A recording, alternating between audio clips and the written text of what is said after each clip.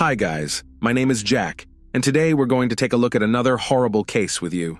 This story is about a woman whose life is filled with lies from beginning to end. You will learn how the unscrupulous deceiver ends up in pursuit of big money and how many human destinies it can affect.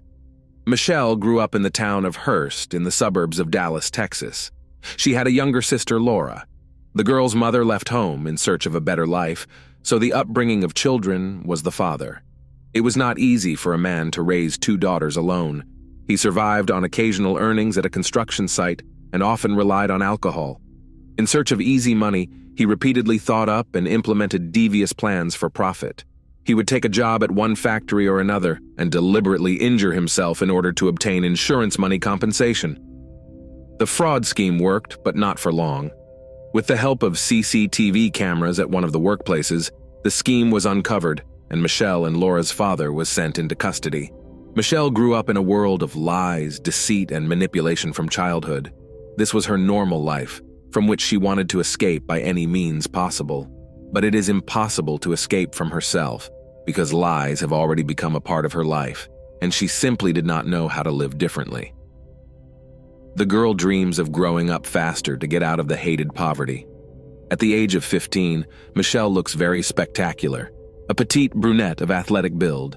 She attracts a lot of interest from guys both of her own and older age. Even then, Michele realizes that with the help of her feminine power and charm, she can easily manage to manipulate any men in her environment in order to get what she wants. So in her life begins a series of love relationships with different men. At the age of 17, Michele drops out of school and marries for the first time to 16-year-old Kenneth O'Brien. She informs the boyfriend that she is expecting a baby. Kenneth, taking full responsibility for his young wife and future child, enlists in the army. The couple moves frequently.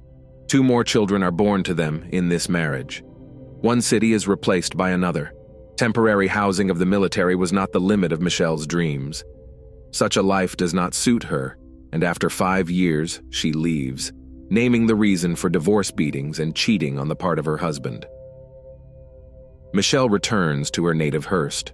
In front of relatives and friends, she appears as a victim of domestic violence and receives the necessary support and begins to organize her life anew.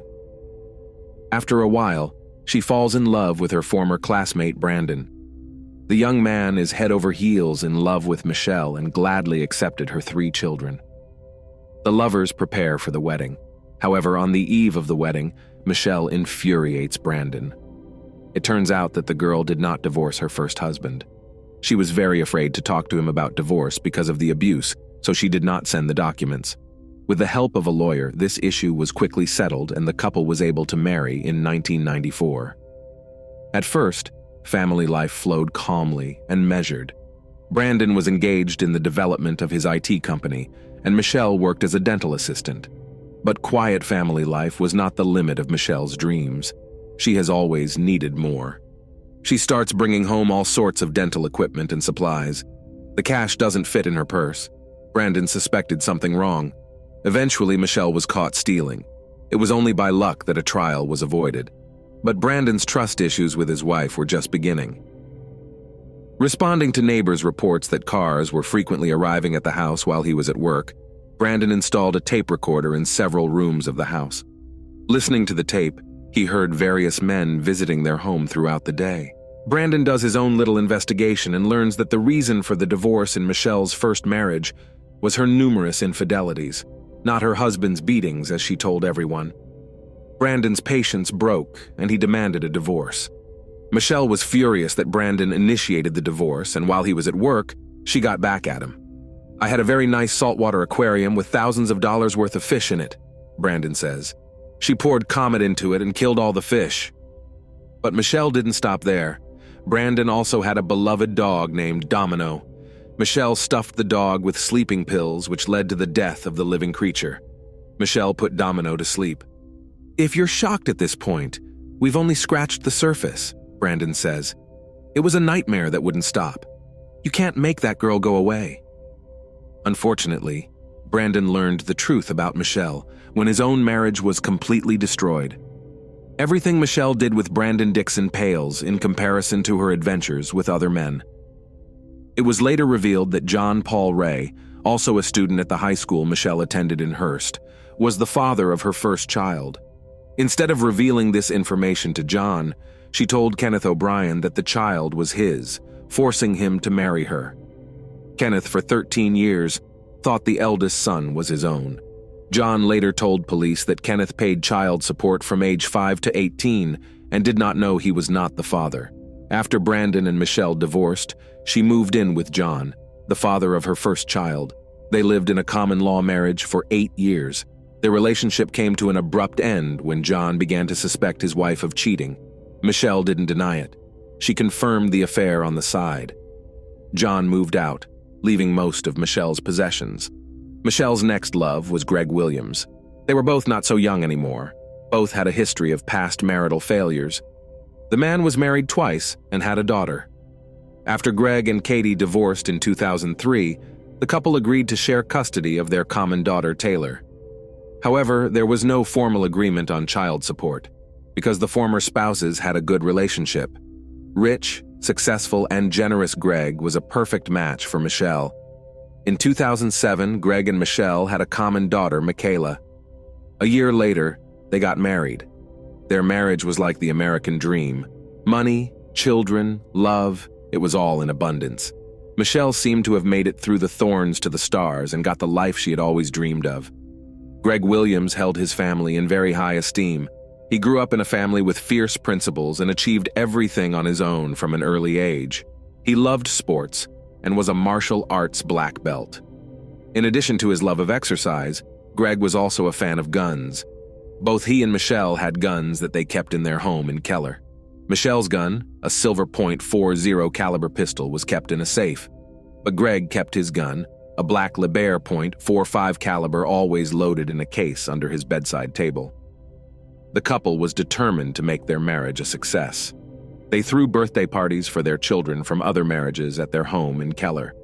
Michelle's adult children would have barbecues and swim parties. Very often the house was full of friends. But despite the picturesque suburban home and a precocious daughter, Greg and Michele were not the classic American couple. They met through an online community for bondage, domination, sadism, and masochism, and their wild adult house parties led to numerous complaints from neighbors. Without making the matter public, the couple decides to move out. The night before, Michele and Greg had been unable to sleep for a long time. They were preparing to buy a new house for $4.5 million. They emotionally discussed the upcoming event. Greg stayed in the bedroom alone. Michele went out to her crying daughter and fell asleep with her in the room. On October 13, 2011, at 4:40 a.m., an emergency call came in. A crying woman screamed into the phone that she and her husband had been attacked by a robber. She was injured, and her husband had been shot. Within minutes, police arrived at the scene of the tragedy. Inside the home, detectives found a television on full volume and a baby sleeping on the couch. Michelle's daughter was sound asleep and unaffected in any way by the attack that occurred. The woman's behavior alerted police officers. She was behaving rather strangely and did not look like she had just experienced a burglary. Soon, the gated community was filled with police cars, detectives, and forensic experts. The lot was cordoned off, and police searched every inch of the nearly 5,000-square-foot home. Michele was fully dressed, had her hair styled, and was acting very calm. She told police she was asleep, but her clothing and demeanor said otherwise. As the only witness, Michele was taken to the Keller Township Police Station for questioning. After several hours of talking to police and investigators, Michelle's story began to fall apart like a house of cards. According to the woman, the intruder, dressed in all black, hit her on the head with a wrench. She fell from the blow, but was conscious and heard a gunshot. The stranger then fled through the back door of the house. Michele Williams' account did not match what police saw at the scene. Greg Williams was shot in the head while lying in bed. A .45 caliber handgun, presumably used by the intruder, was found near the back door next to a wrench. There were no fingerprints on either weapon. Neither was found to show any signs of forced entry. The family's valuables and money were untouched. Examined CCTV footage from a neighbor's camera showed that only one car had entered the gated community in the hours before the crime. Police confirmed that the car belonged to a newspaper delivery man. To confuse the investigation, Michele came up with a version of the attack. She hit herself with a wrench and made their large house look like the scene of the attack. But detectives did their due diligence and noticed a number of details that didn't add up.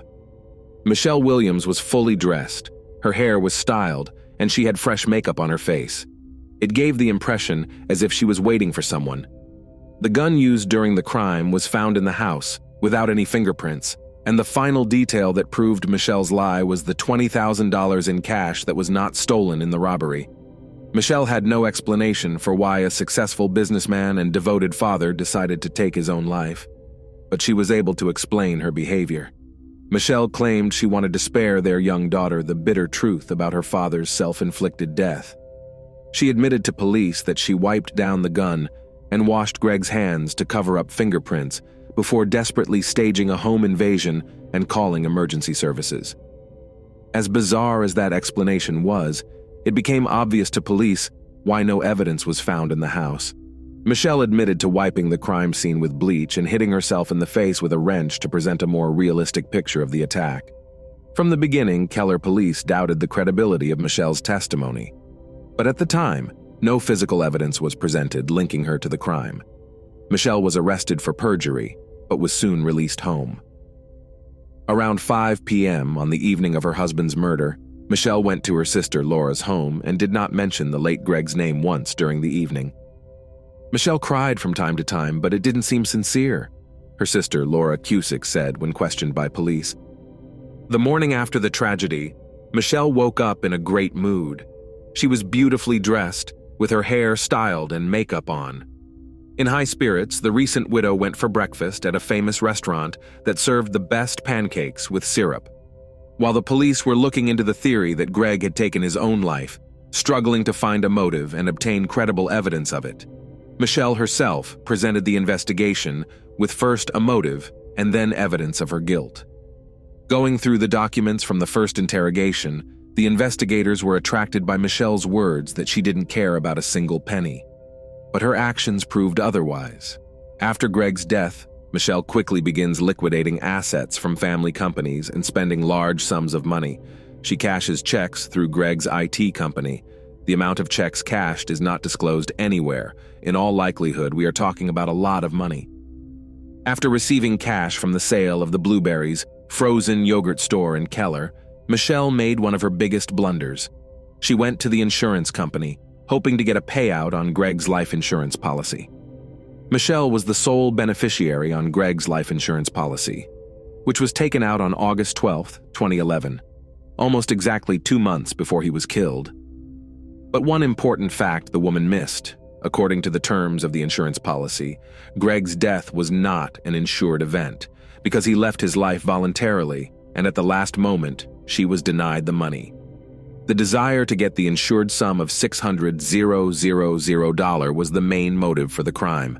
Later, another important fact of financial fraud comes to light that casts suspicion on the widow. Fictitious financial documents for a mortgage loan were used to purchase the house that Greg and Michele had been preparing for on the eve of his death. The account numbers were intentionally changed, and the lender did not immediately notice the elaborate fraud. When Greg died, Michele canceled a meeting with the mortgage company, and the fake account was not discussed until it caught the attention of the police. Michele, confident of her impunity, writes a check for $18,000 to attorney Kenneth Wincorn and takes a week-long vacation to Grapevine with her children. During the 3-month investigation into Greg Williams' death, police were able to unravel his wife's web of deceit. An autopsy was performed on Greg, which proves that the man was shot from a range of 12 to 18 inches. Moreover, the toxicology examination conducted provided a report proving that Greg had a large dose of sleeping pills in his system at the time of his death.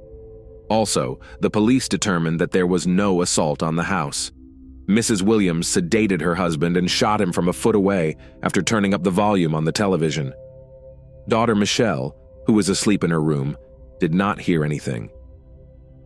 On November 3, 2011, based on the Tarrant County Medical Examiner's report, Greg Williams' death was officially ruled a homicide. Michele Williams was arrested on January 9th as she was on her way to a fitness center. She was charged with murder, tampering with evidence, and making a false statement to police.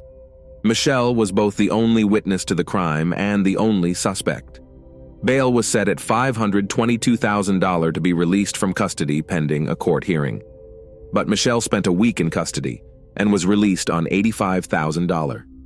Dressed in gym clothes, Michele walked out of jail with a GPS monitor and under the arm of attorney Kenneth Wincorn, who was now officially representing her. Greg's first wife, Kathy, was furious when she found out that attorney Wincorn was defending Michele.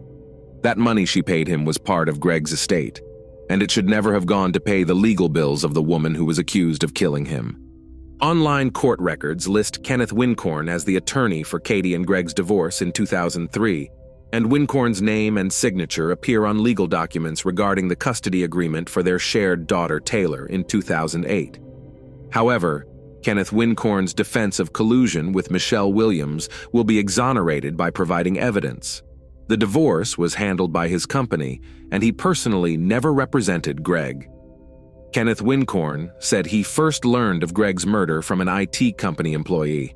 It was very shocking, Wincorn says, adding that Michele later sought his help. After her plot to cash in on Greg's death is foiled, Michele Williams changes her name to Shelley and appears as a fitness guru hoping to start a new life. On Facebook, Shelley publicly announced her relationship with Gene Wallace, a friend of her oldest son, a man nearly 15 years younger than her. Shelley and Gene opened a fitness club in Bedford and heavily promoted it online. Armed with an ankle bracelet with a GPS tracker, Michele spent the next few months enjoying her new boyfriend, fitness classes, and court hearings. She often appeared in court dressed for a night out on the town, wearing miniskirts, knee-length boots, and deep-cut blouses. She never mourned Greg's death for a second, says Greg's ex-wife, Kathy. Rob Conover was friends with Greg Williams for more than 20 years and attended many of Michele's hearings. He recalls how she deftly manipulated police officers at the courthouse, making them see her as an innocent woman in need of protection. On October 9, 2013, 45-year-old Michele Williams took a plea deal with the county and pleaded guilty to tampering with evidence and deadly conduct. She will receive 18 years in prison for tampering with evidence and for deadly dangerous conduct, a third-degree felony that only exists in a few states. Although Michele admitted that she cleaned the gun and Greg's body, the absence of her DNA at the scene raised doubts about whether the first-degree murder charge would stick. "Things can go differently. Play big. Win big or lose big," Michele said in an interview. "With the plea bargain, I expect to do a couple years, and after that, I'll be out on parole." But in February 2014, Michele Williams, in an interview, suddenly changes her testimony and says she is not guilty of the crime. The judge immediately rescinds the plea bargain and sets a date for the first trial. Opening arguments have begun in the trial of a Texas woman, dubbed by the media as Keller's Black Widow, who is accused of intentionally targeting her husband in 2011 for an insurance payoff. Michele Williams, 45, was charged with the crime. In court, prosecutors described the crime as a clearly planned scheme of acts to profit from Greg's substantial life insurance policy. In their opening statement, prosecutors told jurors that Mrs. Williams shot her husband in the head after drugging him with sleeping pills beforehand in order to collect on his life insurance policy. The motive was money, time-tested money, greed, Assistant District Attorney Jack Strickland said in court. Although Michele admitted that she cleaned the gun and Greg's body, the absence of her DNA at the scene raised doubts about whether the first-degree murder charge would stick. In response to an interview request, Michele's attorney released a statement on her behalf. Attorney Kenneth Wincorn described the difficulties in the case caused by the spotlessly clean crime scene. The prosecution struggled to prove a premeditated crime, disregarding the fact that there was no DNA from the suspect. In repeated searches, cleaning products were found, but it stands to reason that Michele's fingerprints were on them, since the products were in the house where she lived and did the cleaning. If the jury concludes that Michele tampered with evidence of Greg's death, making it look like the man had spontaneously passed away, and then cleaned up the crime scene by hiding evidence and then lying about it, she will get a life sentence. But if Michele is sentenced as scheduled on April 21st, No jury will ever get a chance to hear the whole story and decide on the appropriate punishment. Through careful questioning of the Williams couple's friends and acquaintances, information regularly emerged about the unfavorable environment that had prevailed in their family for a long period of time. According to the studied correspondence in social networks and messengers, it was found that the couple quarreled very often, and the reason was finances. At the trial, prosecutors said that in the hours leading up to the violent death, Greg Williams argued with his wife over their finances and even slapped her for spending a large amount of money that had been set aside as a down payment on a house. But Michele Williams' defense argued that Greg Williams had taken his own life and that the successful business owner needed his wife alive, not dead. According to defense attorney Clay Graham, Greg Williams often suffered from depression and regularly used sedatives and steroids. On the eve of the crime, he was allegedly severely depressed due to the loss of his grandmother and best friend, who ironically had taken his own life. Defense counsel told the court that when Michele Williams found her husband dead with a self-inflicted gunshot wound, she panicked and in a fit of fear began to cover up the tragedy without realizing it. She had one goal: to protect her 4-year-old daughter from psychological trauma by hiding the truth from her. Michele Williams never once changed herself, presenting at court hearings in different images, with styled hair and manicure. At one hearing, the defendant, dressed in an off-white blouse and black vest, showed little emotion throughout most of the trial, but did not forget to wipe away tears during a presentation of photographs showing images of the body of murdered Greg Williams. The court also heard testimony from Michele Williams' adult son, Andrew O'Brien, who said his mother, Michele Williams, asked him to help frame Greg Williams' ex-wife, Kathy. She planned to blame her for Greg's death using the motive of unreconciled differences over the custody of their daughter, Taylor. But that plan was a failure from the get-go. After all, there was never any disagreement between the former spouses about the custody of their daughter, and it would have been very difficult to prove otherwise. Asked about his reaction to his mother's unusual request, 26-year-old Andrew O'Brien said he was very shocked by such a proposal and thought she was having a mental breakdown. Michele confronted her sons at the trial when they testified against her. The jury later found Michele guilty of felony tampering with physical evidence. According to the show, she provided false information that she was pregnant with twins, hoping to delay her sentencing. But this version was not confirmed and the verdict was announced. Michele's acting abilities and her natural charm, which she tried her best to demonstrate during each hearing, did not spare her from a harsh sentence. Sandwiched between a scenario in which she was a cold-blooded criminal and one in which she was portrayed as a deranged wife and mother acting on impulse, Michele chose the latter. "He did it," she said, wrapping her arms around her head. Michele even congratulated the detective on solving the case. "I wouldn't have gotten through the day," she said. "You've won." Even before the police admitted to doubting Michelle's story, few believed Greg had lost his life. He had too much to live for, and he knew all too well how much pain an untimely death causes. Kathy Williams believes that Michelle's relationship with Gene Wallace began when Greg was still alive and may be the elusive motive for this crime. If Greg had found out she was sleeping with her little boyfriend, he would have dumped her, and she would have gotten nothing, Katie says. Greg was willing to put up with a lot, but he wasn't willing to put up with cheating. "She's ruined so many lives you can't even imagine," Brandon says. "She's a professional manipulator.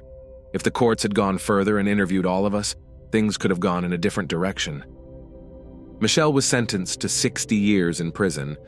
The judge also ruled that she would have to serve a minimum of 30 years before being eligible for parole. Michele currently remains incarcerated at Mountain View Prison in Gatesville, Texas. Michele Williams is a felon and fraudster who is currently serving time in prison for all of her willful acts. She has never shown remorse for her actions and still refuses to take full responsibility for her crime. Thanks for watching, guys. That was Jack with you. Subscribe to the channel. There are many shocking stories ahead.